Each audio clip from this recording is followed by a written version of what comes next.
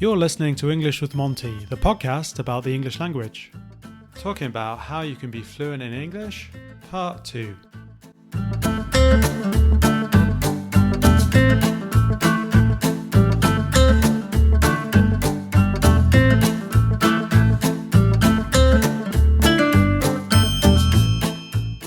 I think the next one is something that everybody talks about. Thinking in English. How do you think in English? How do you think? How do you think to start with? Well, where's that one? I haven't got that one. Is that on your list? It is number 5. Oh, number 5. Oh, it carries on, does it? It does carry on. You just need to scroll down. Scroll Yeah. down. Okay. Think in English.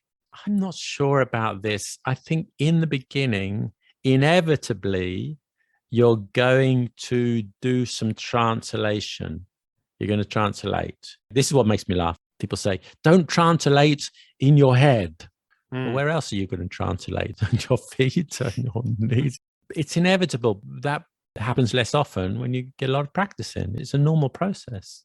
I agree with you. Start thinking in English from the start. Well, no, fair enough. You've got to translate. It's inevitable. I totally agree with you there. It's not something that you can just automatically change, is it? It's just about practice. I think over time, you gradually change that idea. At least that's my experience, that your brain gradually stops translating.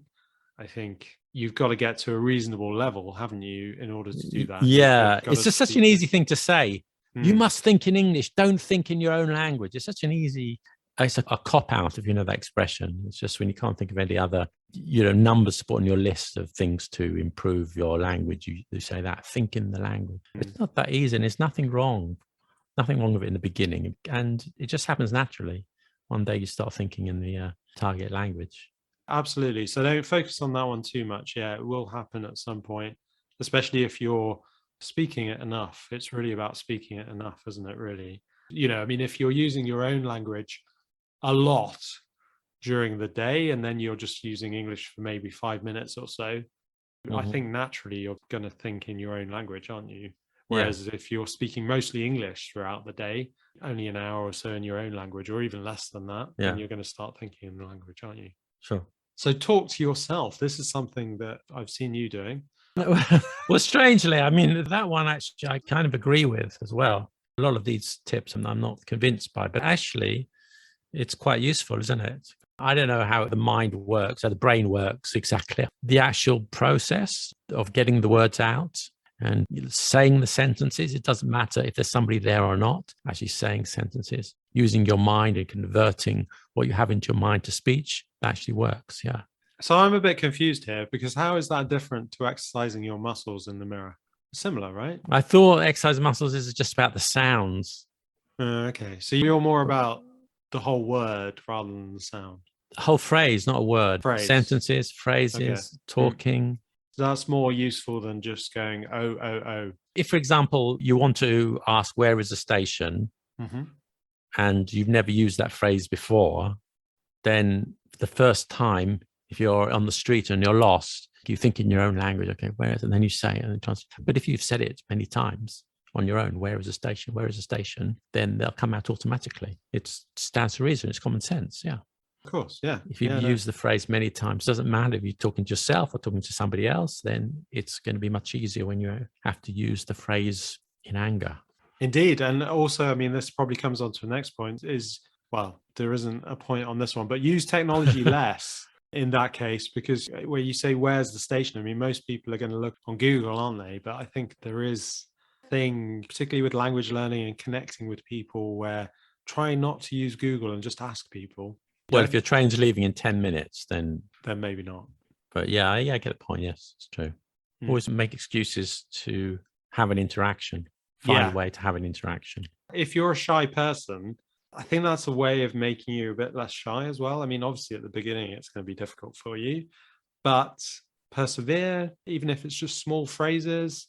And if you are finding it difficult to understand the answer, don't worry too much. Again, with practice, it will come. Yes. I think the last one arguably is one of the best ones. What's that? Tongue twisters. Really? I like this. Well, how's it going to improve your English, learning tongue twisters? Tongue twister. I can't say the word. I think it's quite nice. She sells seashells on the seashore. That's very good. The 33 thieves thought that they thrilled the throne throughout Thursday. Okay. But do you really feel that your level of English is improved just because you say some tongue twisters? I think it's quite good for pronunciation, though, isn't it? But it doesn't have to be a tongue twister. You just say words or sentences. Why does it have to be a tongue twister in order to improve the pronunciation? Well, then you can impress native speakers with your... You could say, where is the station? And improve your pronunciation.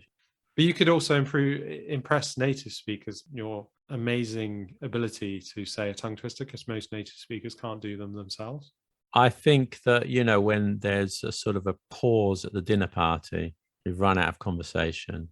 Oh God, this dinner party seems to be going forever. These people, I've got nothing in common with them. I know I'll do some card trick and do some tongue twisters, and that'll make the evening go by quicker. Good advice. Is that anyway, what it's about? Maybe. I think some people really like tongue twisters. Let's put it in there. I quite like a nice little tongue twister in Italian. Go ahead. Tell us one then. Tigre contro tigre. I think Tigre contro pigre. No, tigre. Tigre contro tigre. Tiger against tiger. Tigre contro tigre. Tigre. I see. You see, it's quite difficult, isn't it? Yeah. There you go. Fair enough. That's the only one I know. Don't know any others. Okay. We've gone through all of them. Yeah. So now you're going to tell us your amazing thoughts. Oh, do I have amazing thoughts? On occasions. I mean, you must have had reasonably amazing thoughts to get enough hits on your YouTube channel. This video had a lot of hits. It's true. I still say that the number one thing, none of those two websites mentioned, number one thing is motivation. Far and away, people who are motivated learn. People who are not motivated don't learn. If you can get the motivation, you find a way that you find learning interesting, then you'll come back to it again and again and again, and you'll improve. That's it. Doesn't matter your age, doesn't matter where you are. But people get motivated. I can't say how to get motivated. It depends on different persons. Some people love, I don't know, whatever it is, you're reading or grammar, whatever it is you like doing, do it. Get motivated and enjoy it. Those people who enjoy it, carry on. Same with everything, isn't it? If you're learning a musical instrument, you're going to give up if you hate it, aren't you? If you love what you're doing, you'll continue doing it. Very much so. I don't have the magic, the sort of magic formula for getting motivated, that you have to look inside your heart and find out what it is, but that's what it is. To give some examples, I have a friend, Jessie, who I may have mentioned before, and she was motivated to learn English through listening to Michael Jackson songs when she was young. Well, yeah, it's a good example, yeah. She loved Michael Jackson so much that she learned English through his music. No, that's a really good example. Better example than the ones I gave. Yeah. You give an example. Or I don't know if you meet a girl or a guy that you like and they don't speak your language. So that's another way to get motivated. That's friend or a romantic thing. That's another way, but it doesn't have to be like that. It just be you're in a group, a reading group, and you want to speak with the people that you like. Yeah, there's lots of different ways. You have to find your mojo somehow. I like that reading group idea. Yeah, that's good. I might do that when I go to Italy and join a reading group, because that will help push me. I like reading. I'm a bit lazy with learning new vocabulary, but if I went to a reading group every week, it would motivate me because I'd want to sound more intelligent and well-informed. Yeah. I think that's good. So if you've got a good reason for learning a language, that's it. Even for a job, if it's for a job, that can be another source of motivation. Indeed. Or you can just love the process of learning. It doesn't actually have to be a reason. You just love the process. Some people do, don't they? I love the process of learning. I think it's very nice. I read a publication called Internazionale, which covers different news articles from different newspapers from around the world in Italian. And because I like reading about current affairs in general, that motivates me and to learn new words. Monty is based in London, and we offer individual lessons and conversation group classes in the centre by Tottenham Court Road. Come and join us. You can access the times and place to meet through Meetup at the following web address. So that's meetup.com/Monty-English-conversation. See you there. We've gone through 12 and you've given us one. Is that all you've got? Have you got any more? No, I've got some others, but some of them are actually quite obvious. They need stating, but they're actually quite obvious. One of them is reading, of course. I mention it because some people underestimate the importance of reading, but it really makes a difference. And as a teacher, when I meet a new student and I start speaking to them in English, and immediately I know this person reads, or this person doesn't read. You know straight away. Of course, not You at a do. beginner's level. You find that, John, don't you? The Very words much they so, use, yeah. you just say, this person reads a lot. Don't need to ask them. Do you read? Like, yeah, I do. And you're never really wrong. You're absolutely right, because also as well, I think that gets you out of the habit of just taking the easy option in terms of, we've spoken about this before, haven't we? When you would say in your own language, you would use the same root. So prefer as an example. I think if you're reading, then you often see other alternatives and therefore don't always take the easy route Exactly. and take something that's a bit more That's a good point. Anglo-Saxon or Dutch origin, like something that's a different origin to your own language at least. Exactly. That's right. I always point out what you should read. I think I mentioned this in the video. I've mentioned it many times anyway. You read something which is slightly above your level. If it's too easy, you're not going to learn anything. You're going to give up if it's too easy. If it's too difficult, I remember when I first arrived in Paris after a few months, I tried to read Marcel Proust, In Search of Lost Time, and it was so difficult. It took me a week to read the first page. It's one of the longest novels ever written. It's like 10,000 pages or something. So I gave up after one page. What's the point? No, read something which is just like too difficult. It's a challenge, but you can do it. You know, with some effort, you can do it. And that's what you should be reading. So the week after, you moved on to a children's picture book. Yeah, exactly. The weather forecast, I think, or something like that. Yeah. But that is an important thing with motivation, though, isn't it? Not trying to read something that is way beyond your level, because it will motivate you, won't it? Exactly. That's true. Also, with reading, the other thing I mentioned was writing, of course. And again, I know it sounds obvious, but many people don't do that. But it really makes a difference. You write a lot. You've got to sort of think about how to construct the sentences, and you've got to concentrate on getting the words right, and you've got to check the grammar and things. Yeah, something that you could skip over when you're talking. And it helps you memorize things as well, doesn't it? I think, yeah. Writing. Absolutely, yeah. And even emails and things like that, that's okay. It doesn't matter. Try and write things that are slightly more than what would you say in conversation. Use a slightly richer language. Put in some new words that you hadn't used before, that type of thing, yeah. Any more pills of wisdom?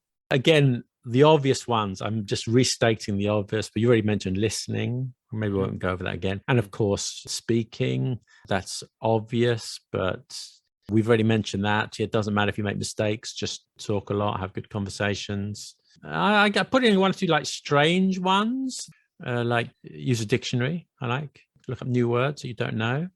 Of course, you're not going to look up words that you do know, maybe, but yeah. English to English dictionary. Do you recommend that? Yeah. I don't think there's anything wrong with using a bilingual dictionary. Whatever, learning vocabulary. And the other thing I say, we mentioned this, realistic goals. Okay, yeah. Realistic goals. I hear so often people say, how long will it take me to reach C1 level? Whatever, they're like beginners. Oh, will it take 3 weeks or 6 months? When will I be C1? They obviously didn't ask you the question in that way if they're a beginner. Well, I do, honestly. I get those questions. Okay. When will I become fluent, Mr. Teacher? How long is a piece of string? Yeah, exactly. No. Anyway, those people never make it, I'm afraid to say. Really, those people never make it. If you have realistic goals, you say, okay, this week I'm going to try and learn 10 words a day for the next 10 days. And I'm going to read a bit, and I'm going to listen a bit. I'm going to really concentrate for the next 10 days and see what happens. Those people learn, you have short-term goals, realistic goals. They do well. But when will I become fluent, teacher? They tell me this in French, of course. They don't ask me in English because these people don't. That didn't work. No, I don't want you because you won't answer my question. I'm going to go somewhere else. I'm going to take my business elsewhere because you haven't even answered my question. I want to know, when will I become fluent? I want the day, the date, the time. I'm exaggerating only a little bit. Honestly, I've had conversations like that. Does it happen to you, John? It doesn't happen so often. It has happened. Yes, of course it's happened. That is curious, isn't it? How people have that in their mind. Often people will say to me, how long will it take? My answer is normally, well, it will take you probably about 3 months if you're doing things pretty intensively to change up to the next level, say, for example, you're pre-intermediate at the moment and you want to get to intermediate, then you've got to spend, I think, about 3 months of pretty intensive work in order to move up a level. Yeah. That's normally my way of silencing people. I think that's quite accurate, though, isn't it? If you're doing, I mean, not everybody's going to be the same, right? But I think that's fairly... No, you're right, John. I'm a bit intolerant sometimes because I find it's not a good question. It's a good question is, what can I do to improve or something like that? That's a good question. No, that's but not true. When will I be fluent? You'd be a lot richer if you didn't have such a flippant response. Possibly, yeah. Any final corkers? Anything finally amazing that people haven't thought of?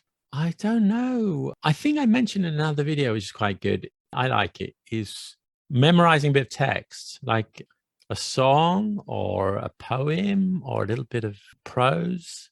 Not all the time, but something which is quite difficult and challenging. And sort of like learning a poem off by heart or something like that. That's just personally, I quite like to do that. The challenge of it, and you learn lots of vocabulary expressions. Yeah.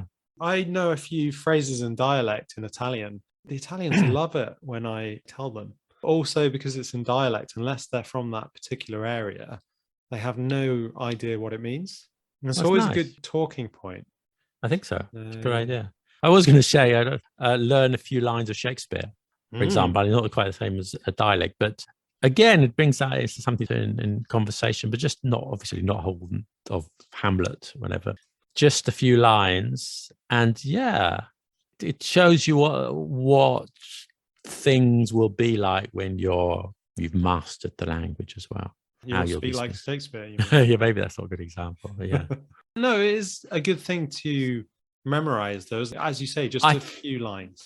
I think that memorizing things has gone out of fashion because it used to be, I don't know if you remember, at school, I remember back in the 1950s when I was at school. No, but it used to be a very common thing to memorize poems or things like that. But I don't think they do that at schools anymore.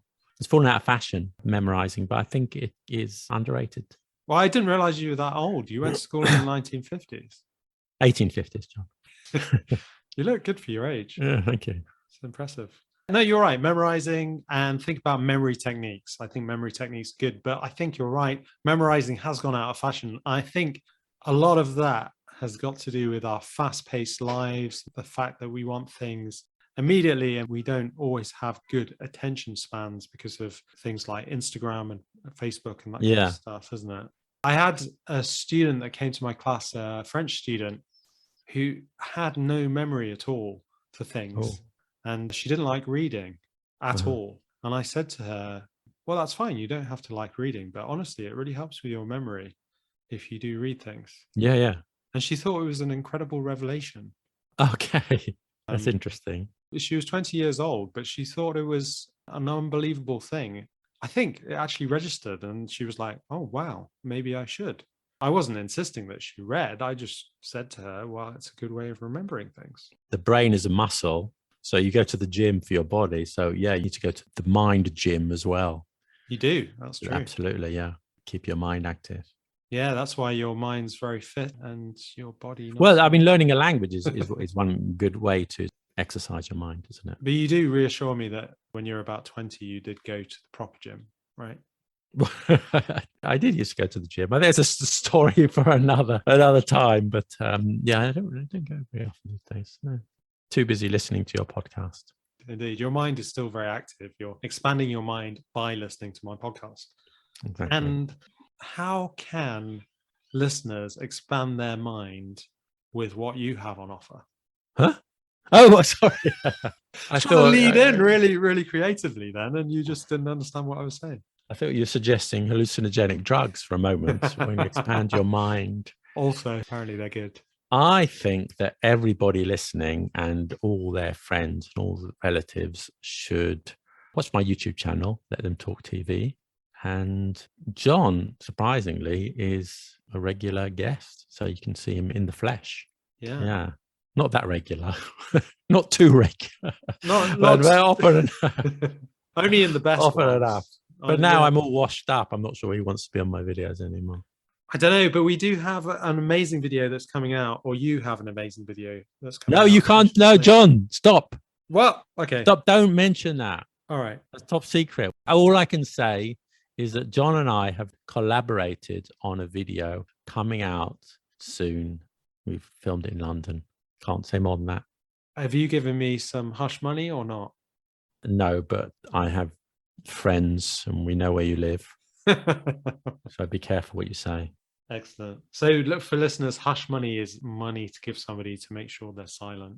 I've already told half of London. Oh, yeah. Oh, okay. Well, you know.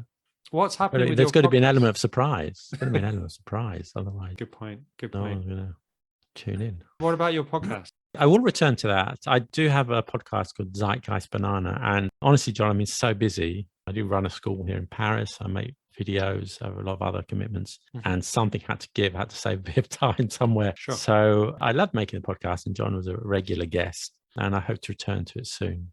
You still listen to the back catalogue. Which I would recommend. I think they're good. I enjoy you. your podcast. I continue to listen to it over and over. Good. But thank you for joining me, Gideon. No, you're welcome.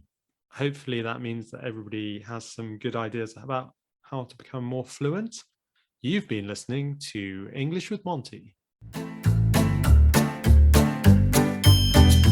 If you enjoyed this podcast, then please leave me a donation online via our website. Monty is a small independent company and I do all the editing myself. I would suggest £2.50 to buy me a coffee or £5 for a beer.